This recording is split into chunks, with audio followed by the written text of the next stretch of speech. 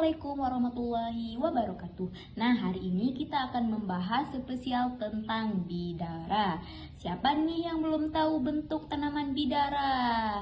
Untuk ciri-ciri pohon bidaranya, pohon bidara bisa tumbuh hingga 5 sampai dengan 15 meter dengan batang utama yang kokoh dan cabang menyebar. Biasanya bentuknya agak menyebar atau membulat. Dan untuk bagian ciri-ciri daunnya berbentuk oval kecil berwarna hijau mengilat untuk bagian atasnya dan agak berbulu di bagian bawahnya. Daunnya tumbuh berselang-selang dan bergaris-garis halus di pinggirannya. Untuk bagian batang dan ranting, batangnya keras dan berwarna abu-abu kecoklatan.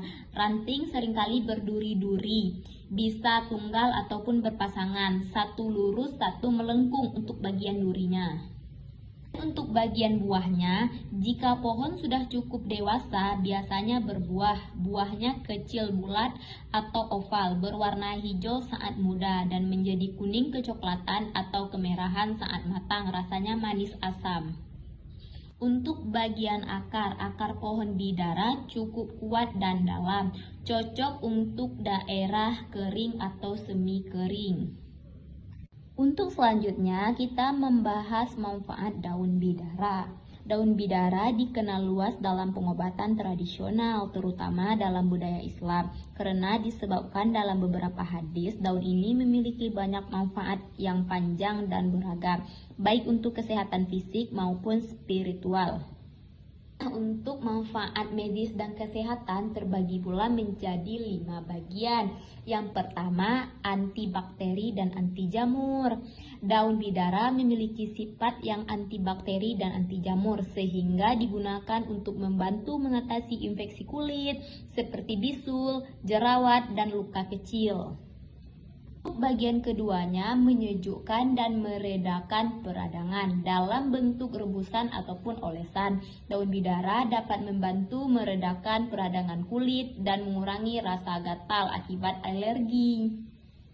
Bagian ketiganya mengatasi gangguan pencernaan. Rebusan daun bidara bisa diminum untuk membantu mengatasi gangguan pencernaan seperti sembelit, diare ringan, dan membersihkan usus.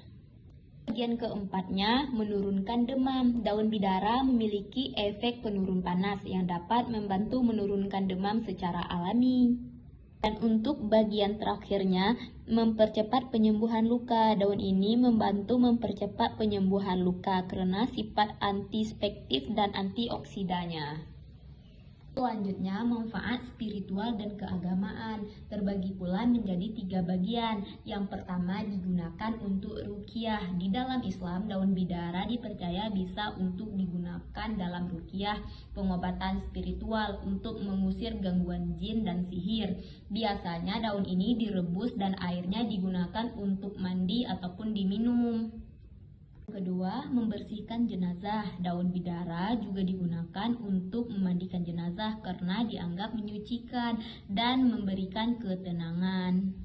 Untuk bagian terakhirnya, melindungi dari gangguan gaib. Air rendaman daun bidara sering dipercayai dapat melindungi seseorang dari gangguan gaib, terutama bila digunakan untuk mandi ataupun dibacakan doa-doa tertentu. Bagian kecantikan dan perawatan tubuh terbagi pula menjadi 2 bagian. Yang pertama, mengatasi jerawat. Daun bidara dibuat menjadi masker wajah yang alami untuk mengurangi jerawat dan mencerahkan kulit.